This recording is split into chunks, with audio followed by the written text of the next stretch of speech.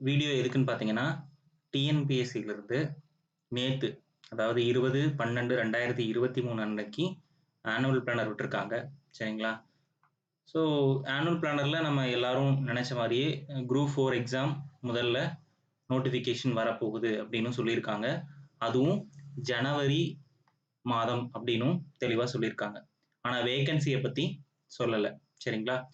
So vacancy already நெறையா செய்திகள்ல நம்ம கேள்விப்பட்ட மாரி 15,000 வேக்கன்சி அப்படின்னு சொல்லியிருக்காங்க. சரிங்களா? ஸோ அப்போ 15,000 அப்படிங்கிறது ஒரு அதிகபட்ச வேக்கன்சி கிட்டத்தட்ட ஒரு 15 ஆண்டுகள்ல வராத ஒரு வேக்கன்சி குரூப் 4ல அப்படி வந்ததுன்னா. ஸோ அந்த 15,000 வேக்கன்சி வரும் அப்படின்னு நம்ம எதிர்பார்ப்போம். So okay. நமக்கு வேக்கன்சி பத்தி இல்ல. ஏன்னா நமக்கு தேவையானது ஒரே ஒரு போஸ்டிங் தான். சரிங்களா? உங்களுக்கு தேவை 1 தான். அந்த 1 போஸ்டிங்ல நம்ம உள்ள போணும். அவ்வளவுதான் நமக்கு தேவை. சரிங்களா? அது விஏஓ, டைப்பிஸ்ட், ஸ்டெனோ டைப்பிஸ்ட் அல்லது ஜூனியர் அசிஸ்டன்ட் எதுவானா உங்களோட டார்கெட்டா வச்சுக்கலாம். சரிங்களா? எந்த குவாலிஃபிகேஷன் உங்களுக்கு இருக்கோ அதை பேஸ் பண்ணி நீங்க டார்கெட் வச்சுக்கோங்க. ஓகேங்களா? ஸோ பேசிக் 10th குவாலிஃபிகேஷன் அது எல்லாத்துக்கும் தெரியும் குரூப் 4 பொறுத்தவரைக்கும். ஸோ அதிகபட்சம் இந்த குரூப் 4ல என்ன ஒரு நல்லது அப்படின்னு பார்த்தீங்கன்னா, நோட்டிஃபிகேஷன்ல நமக்கு எலக்ஷன் வரதுனால எக்ஸாம் தள்ளி போகுது. ஸோ ஜூன் மாதம் தான் நமக்கு தேர்வு வந்து நடக்க போகுது. சரிங்களா? ஸோ இப்ப தேர்வு ஜூன் மாதம் அப்படிங்கும் பொழுது, நமக்கு மிகப்பெரிய இடைவெளி எதுக்கும்? நோட்டிஃபிகேஷனுக்கும் தேர்வுக்கும் இருக்கு. கிட்டத்தட்ட 150 நாட்கள் வந்து இருக்கு. சரிங்களா? அப்ப அந்த 150 நாட்கள வந்து நீங்க ஒரு வே என்ன சொல்றது? ஒரு அதிகபட்ச டார்கெட்ட வந்து நீங்க வச்சு படிக்கும் பொழுது, ஒரு நல்ல ஒரு டிபார்ட்மென்ட்ல நல்ல போஸ்டிங் எடுக்க முடியும். அப்படிங்கிறத நான் உங்களுக்கு சொல்லிக்கிறேன். சரிங்களா? ஸோ ஏன் நல்ல டிபார்ட்மென்ட், நல்ல போஸ்டிங் அப்படிங்கிறது நான் உங்களுக்கு சொல்றேன். சரிங்களா? ஸோ 2 முறை நான் வந்து குரூப் 4 தேர்வை வெற்றி பெற்றுள்ளேன். சரிங்களா? ஸோ அத வந்து அதுக்கான வீடியோ வந்து உங்களுக்கு நான் போடுறேன். சரிங்களா? 2019லயும் அதற்கு அடுத்த நடந்த குரூப் 4லயும் நான் வந்து வெற்றி பெற்றிருக்கேன். ஸோ அதாவது பார்த்தீங்கன்னா, பழைய புத்தகங்களையும் படிச்சு, அந்த தேர்வையும் எழுதி வெற்றி பெற்று ஒரு துறையில வேலை செஞ்சேன்.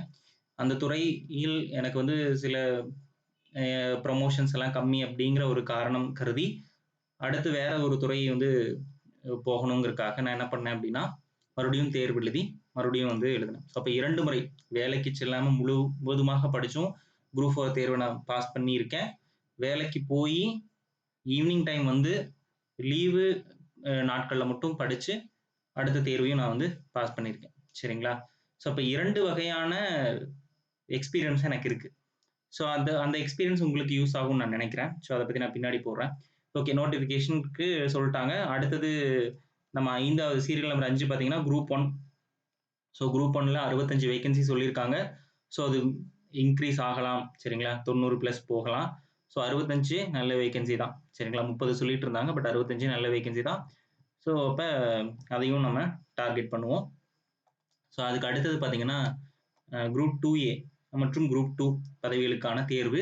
அதுல 1294 வேக்கன்சிஸ் வந்து சொல்லியிருக்காங்க. மே மாதம் 2024ல நோட்டிஃபிகேஷன் வரும்னு சொல்லியிருக்காங்க. ஸோ அப்ப குரூப் 4 தான் நமக்கு ஃபர்ஸ்ட்டு. ஸோ அதுக்கு அடுத்தது தான் மத்த தேர்வுகள்லாம். சரிங்களா? ஸோ குரூப் 4 அப்படிங்கிறது ஒரே ஒரு ஸ்டேஜஸ் மட்டும் இருக்க தேர்வு. அது எல்லாத்துக்கும் தெரிஞ்ச ஒண்ணு தான். சரிங்களா? அதுல நீங்க ஸ்கூல் புத்தகங்கள்ல மட்டுமே நல்லா கான்சன்ட்ரேட் பண்ணி படிச்சா, கண்டிப்பா இதுல என்ன பண்ணலாம்? ஒரு நல்ல போஸ்டிங் எடுக்க முடியும் அப்படிங்கிறது தான் அதுல ஒரு சிறப்பம்சமே. மத்த தேர்வுகள் பொறுத்தவரைக்கும் நீங்க பள்ளி பாட புத்தகங்கள் மட்டும் கண்டிப்பா பத்தாது. குரூப் 2 மற்றும் 2A ஆகட்டும், அல்லது குரூப் 1 தேர்வாகட்டும். சரிங்களா? ஸோ அப்ப நம்ம முதல்ல டார்கெட் செய்ய வேண்டியது பல்க் வேக்கன்சி இருக்கிற குரூப் 4. சரிங்களா? ஸோ அப்ப குரூப் 4க்கு என்ன சார் படிக்கலாம்? எப்படி படிக்கலாம்? நீங்க எப்படி படிச்சீங்க? அப்படின்னு சொன்னீங்கன்னு பார்த்தீங்கன்னா, ஸோ அது ஒரு பெரிய விஷயம். ஸோ அது அந்த அளவுக்கு நம்ம இப்போதைக்கு போக வேணாம்.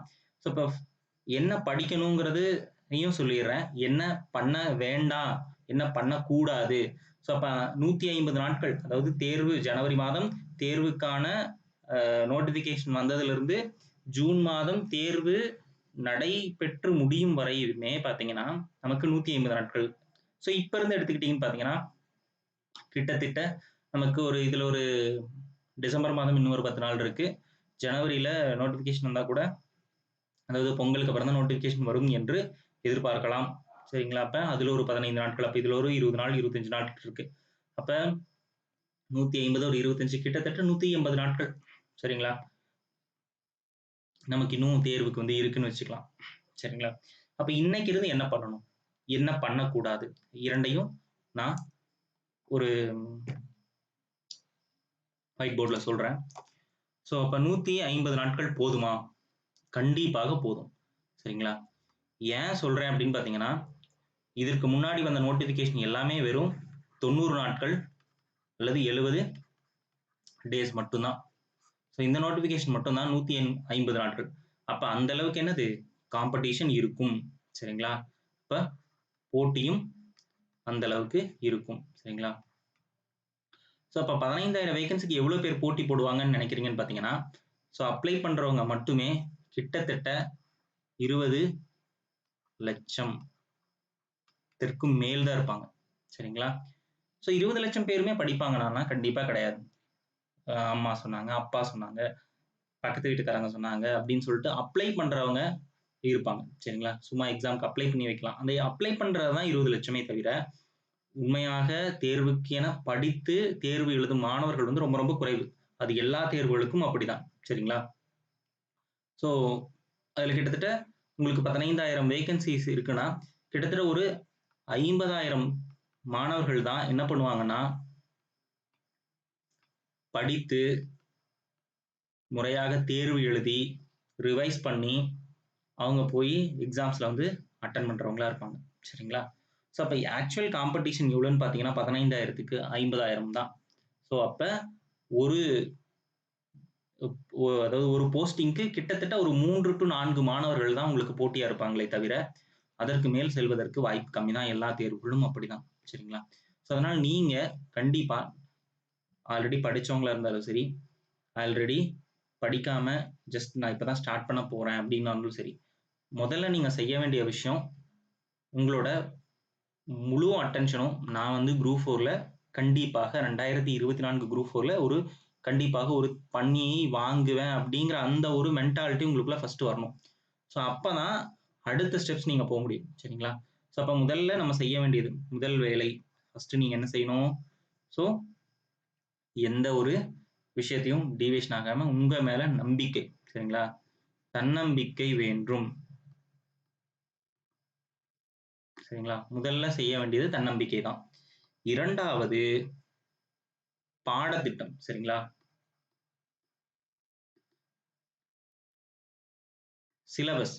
ஸோ பாடத்திட்டத்தை யாருமே படிக்கிறது இல்ல.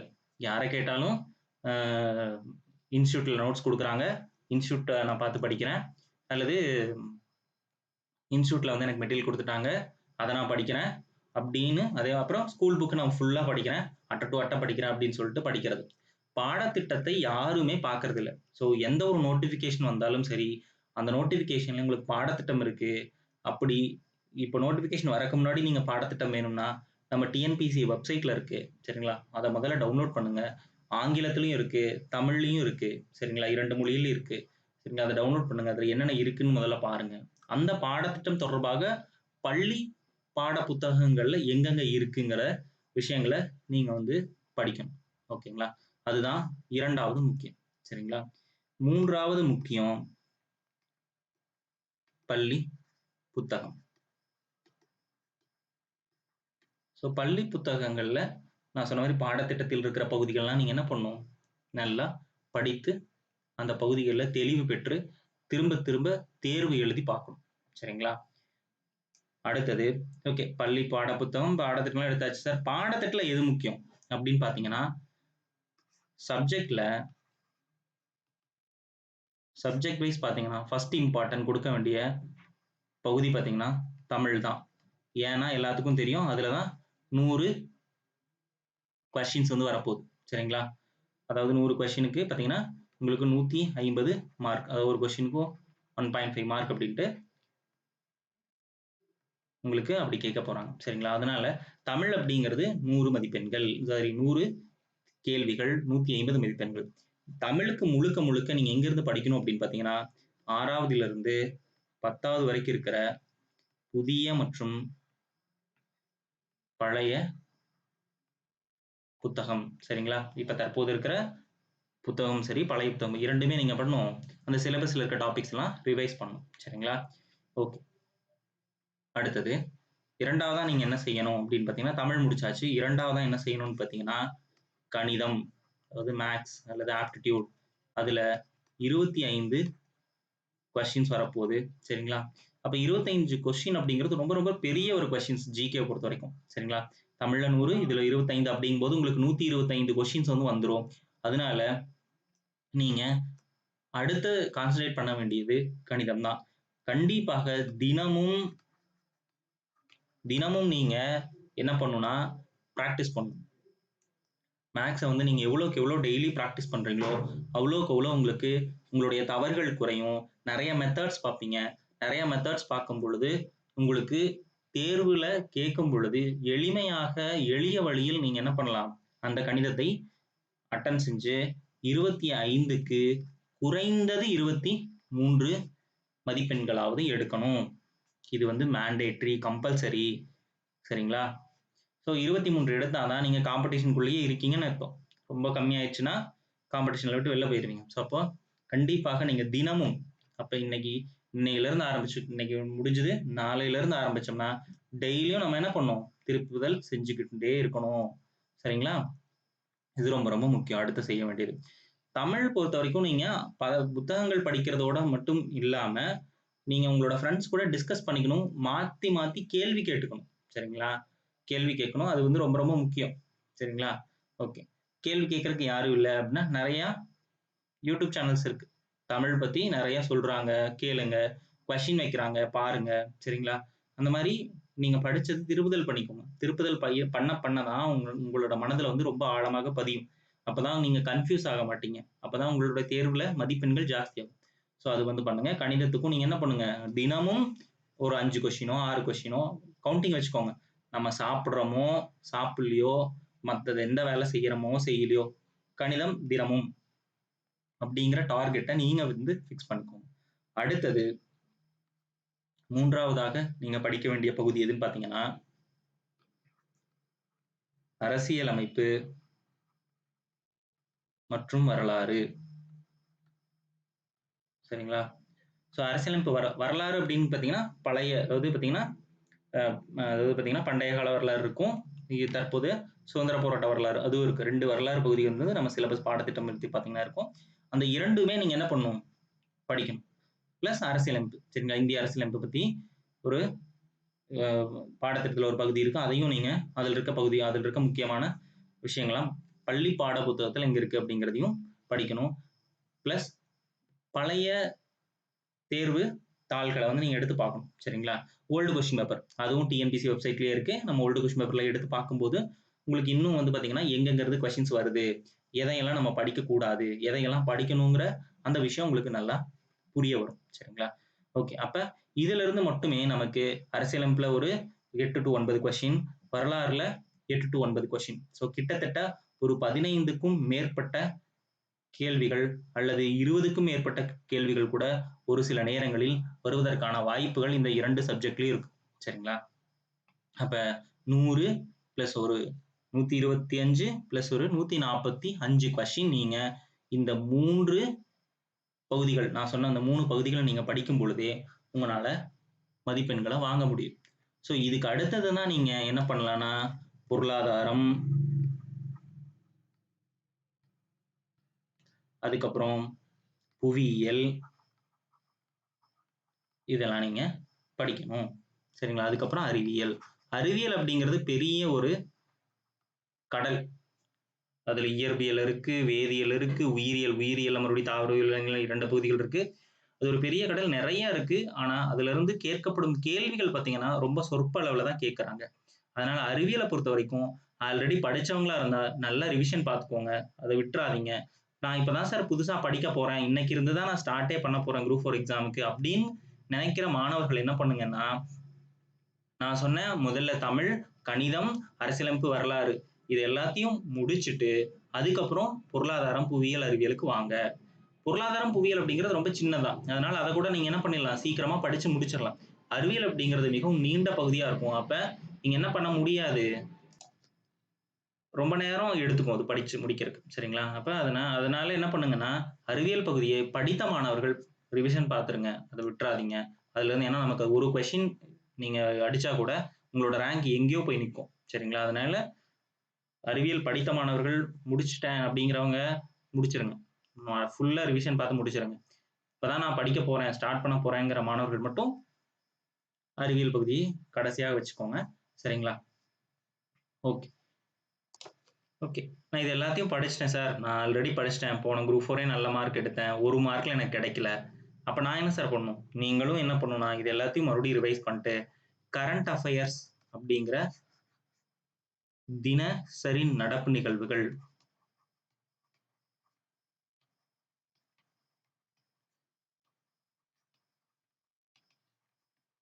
அத நீங்க என்ன பண்ணணும்? தினமும் செய்தித்தாள்கள் படிக்கிறது. அதுவும் பார்த்தீங்கன்னா, எல்லா செய்தித்தாள்களையும் படிக்கக்கூடாது. சரிங்களா? முக்கியமான பார்த்தீங்கன்னா, இந்து இந்து தமிழ் அப்படிங்கிற அது வந்து தமிழ் மீடியத்துக்கும், இங்கிலீஷ் மீடியத்துக்கும் இந்து இருக்கு. சரிங்களா? அந்த நியூஸ் பேப்பர்ல நல்லது இருக்கு. அல்லது ஏதாவது ஒரு அகாடமி சரிங்களா? எடுத்துக்கோங்க. அந்த அகாடமியோட ஒரு மந்த்லி வந்து அவங்க என்ன பண்ணுவாங்க? கரண்ட் அஃபேர்ஸ்ன்னு ரிலீஸ் பண்ணுவாங்க. ஸோ அத ரெஃபர் பண்ணிக்கோங்க. ஏதோ ஒண்ணு. சரிங்களா? போதுமானது. சரிங்களா? இதை நீங்க திரும்ப திரும்ப இந்த 180 நாட்கள் செய்யும் பொழுது, அல்லது நோட்டிஃபிகேஷன் வந்ததுக்கப்புறம் 150 நாட்கள் செய்யும் பொழுது, கண்டிப்பாக நீங்க நல்ல மதிப்பெண்கள் பெற்று ஒரு தேர்வ அச்சீவ் பண்ணிட்டு, ஒரு அரசு அதிகாரியாக வர முடியுங்கிறத நான் தெரிவிச்சுக்கிறேன். ஸோ ஏன்னா, இது வந்து என்னோட எக்ஸ்பீரியன்ஸ்லேருந்து சொல்றேன். நான் ஒண்ணும் புதுசா படிக்காம, சும்மா 2 டைம் எழுதி ஃபெயில் ஆகி அந்த மாரி கிடையாது. 2 முறை தேர்வை நான் பாஸ் பண்ணி என்கிட்ட ஆர்டர் வச்சிருக்கேன். ஸோ அத அடுத்த வீடியோல நான் சொல்றேன். சரிங்களா? ஸோ எப்படி நான் படிச்சேன்? என்னென்ன பண்ணேன்? எங்கெங்கலாம் நான் ஸ்ட்ரகிள் ஆனேன்? எவ்வளோ வருஷம் நான் ப்ரிப்பேர் பண்ணேன்? அப்படிங்கிற விஷயங்கள்லாம் நான் சொல்றேன். எத்தன அட்டெம்ப்ட்ல நான் கிளியர் பண்ணேங்கிறதெல்லாம் சொல்றேன். சரிங்களா? ஸோ அதனால 2 தேர்வு நான் பாஸ் பண்ணியிருக்கேன். குரூப் 4 தான். சரிங்களா? ஸோ வேகன்சி கம்மியா இருந்த டைம்லயும் கிளியர் பண்ணியிருக்கேன். வேகன்சி ஜாஸ்தியா இருந்த டைம்லயும் கிளியர் பண்ணியிருக்கேன். வேகன்சி கம்மியா இருந்த டைம்ல ஒரு மாரி காம்படிஷன் இருக்கும். கொஸ்டின் ஒரு மாரி கேட்டாங்க. வேகன்சி ஜாஸ்தியா இருந்த டைம்ல கொஸ்டின் ஒரு மாரி கேட்டாங்க. ஸோ எப்பல்லாம் வேகன்சி அதிகபட்சம், உச்சபட்சமா வருதோ அன்னைக்கெல்லாம் கொஸ்டின் ரொம்ப ஈஸியா இருக்கும். அப்ப கொஸ்டின் ரொம்ப ஈஸினா, ரொம்ப கட் ஆஃப் ஜாஸ்தியா போயிடும். சரிங்களா? அப்போ 190 அப்படிங்கிறது கூட கட் ஆஃபா இருக்கலாம். 180 அப்படிங்கிறது கூட கட் ஆஃபா இருக்கலாம். ஸோ அந்த மாரி நீங்க வந்து எல்லாத்துக்கும் தயாரா இருக்கணும். என்ன பொறுத்தவரைக்கும் என்னுடைய மாணவர்களுக்கு நான் சொல்ல வேண்டியது என்னன்னா, கொஸ்டின் கஷ்டமோ, ஈஸியோ, வேகன்சி கம்மியோ, ஜாஸ்தியோ அதெல்லாம் நமக்கு பொருட்டே அல்ல.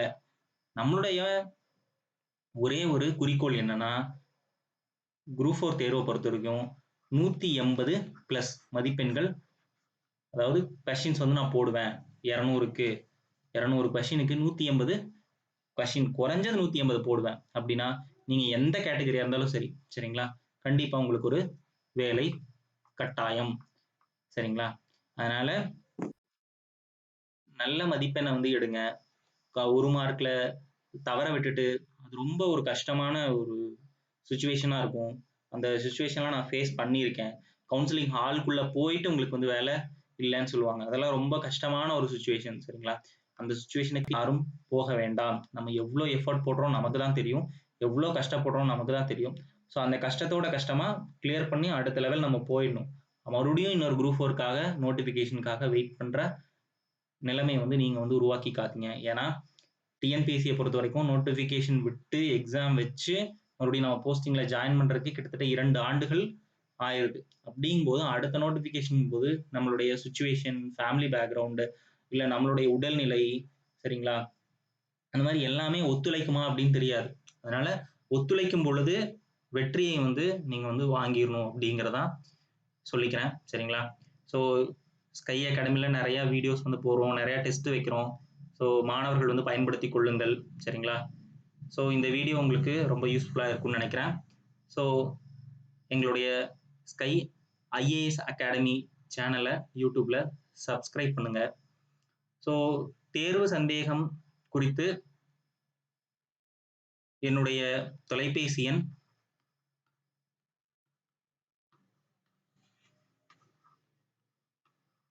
இந்த எண்ணுக்கு வந்து தொடர்பு கொண்டு உங்களுடைய சந்தேகங்களை வந்து அல்லது கிளாஸ் ரிலேட்டடா ஸோ கூப்பிடுங்க. ஓகேங்களா? ரொம்ப நன்றி. வணக்கம்.